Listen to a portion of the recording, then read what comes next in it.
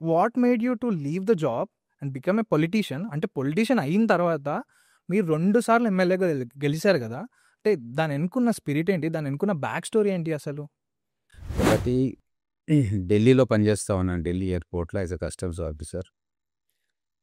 అప్పుడే ఈ తెలంగాణ మూవ్‌మెంట్ కంటే ముందు ఛత్తీస్‌గఢ్ మూవ్‌మెంట్, జార్ఖండ్ మూవ్‌మెంట్ నుంచి నాయకులు ఢిల్లీకొచ్చేవారు. అక్కడ సొంత రాష్ట్రం కోసం ఉద్యమాలు జరిగేటివి. సో, పరిచయాలు గూడా భారతదేశ వ్యాప్తంగా ఉంటాయి. అట్లా జేఎన్యూలో కొన్ని రోజులు నేను చదువుకున్న సందర్భంగా చాలా మందితోటి నాకప్పుడు స్టూడెంట్ లైఫ్‌లోనే పరిచయాలున్నాయి. సో, గూర్ఖాలాండ్ ఉద్యమంతో సంబంధం ఉన్నవాళ్ళు, ఛత్తీస్‌గఢ్‌లో ప్రత్యేక రాష్ట్రం కోసం ఉద్యమం చేస్తున్న వాళ్ళతో గావచ్చు, సివిల్ సొసైటీస్ అందరితోటి కూడా పరిచయాలుండే.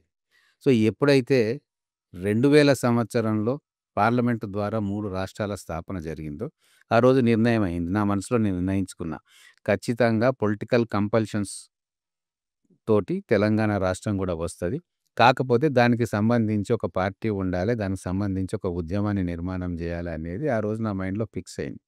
సో, అప్పటినుంచి ఇప్పటిదాకా తెలంగాణ కోసమే ఆలోచిస్తున్నాం. అప్పుడేమో తెలంగాణ రాష్ట్ర సాధన కోసం 14 ఏళ్ళు పనిజేసినాం. తరువాత 2015 నుంచి ఈ కేసీఆర్ పాలన తెలంగాణకు పనికిరాదు, దించాలని జెప్పి మళ్ళా 10 ఏళ్ళు అది దింపనీకే పనిజేసినాం.